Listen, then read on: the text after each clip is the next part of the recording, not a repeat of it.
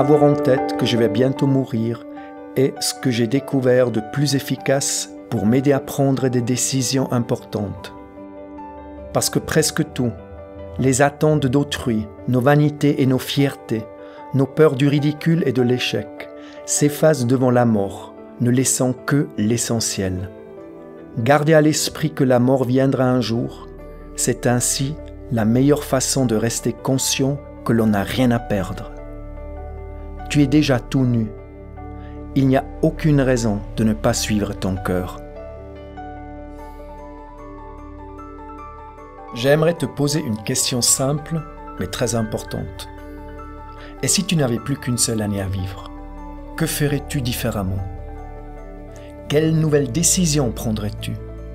Quels rêves audacieux voudrais-tu encore réaliser? Quel projet courageux démarrerais-tu?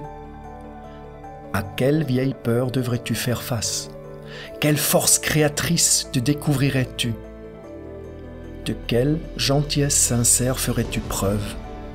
Quel amour véritable donnerais-tu?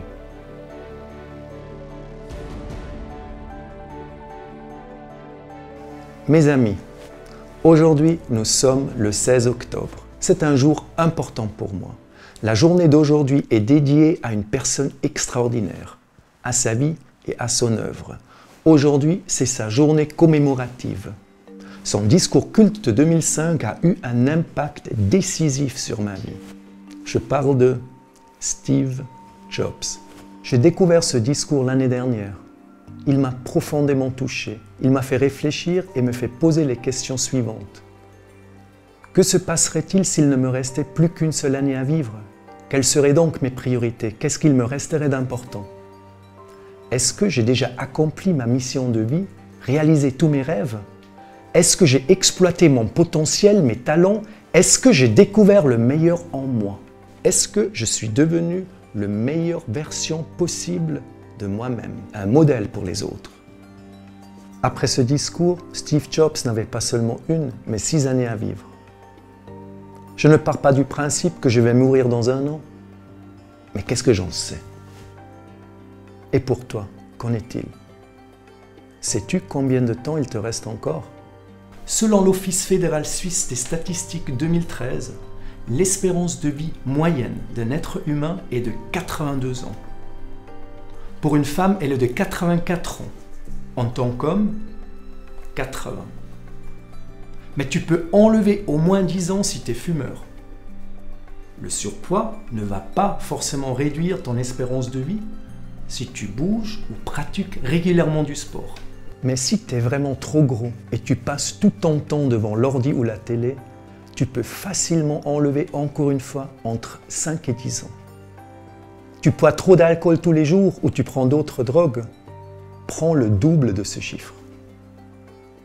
Calcule maintenant de cette manière ton espérance de vie personnelle. Corrige ce chiffre un peu plus vers le haut si par exemple tu as des bons gènes ou alors vers le bas s'il y a beaucoup de maladies graves dans ta famille. Voici à mettre en papier.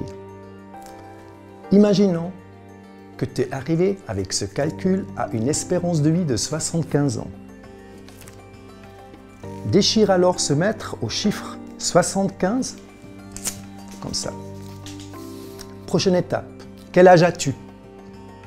Admettons que tu vas avoir 50 ans comme moi l'année prochaine. Déchire ce mètre, encore une fois, au chiffre 50. Ce que tu gardes maintenant dans tes mains, ce que tu vois là devant toi, c'est 25 cm.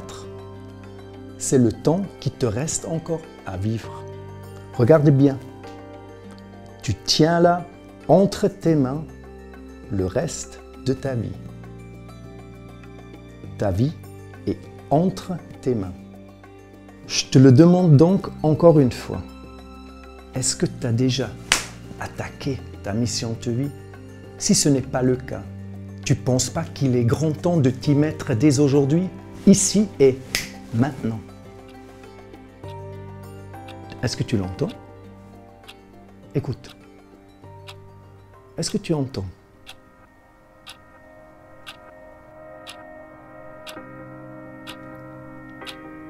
Le temps passe.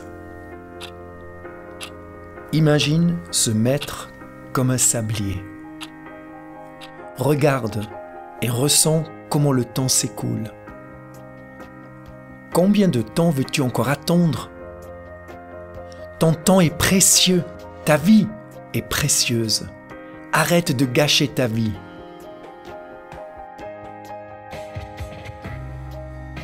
Il est grand temps de prendre ta vie en main, de te comporter comme un gagnant et pas comme une victime.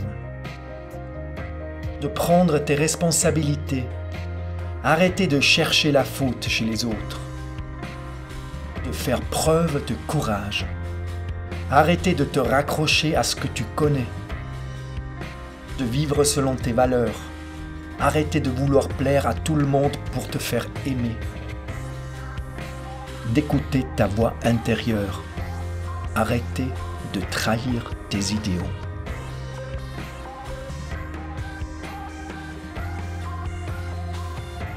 Votre temps est limité, alors ne le perdez pas à vivre la vie de quelqu'un d'autre.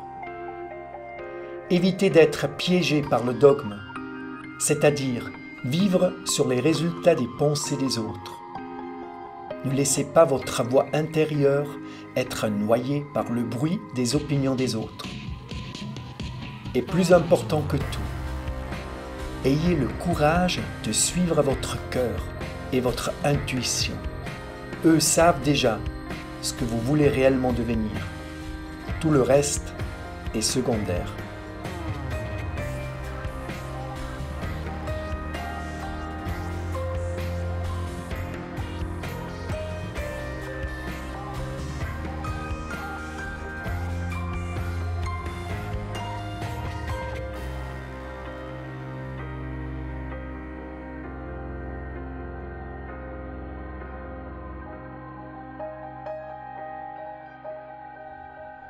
J'ai créé cette vidéo pour t'inspirer et pour t'aider peut-être à prendre des décisions courageuses.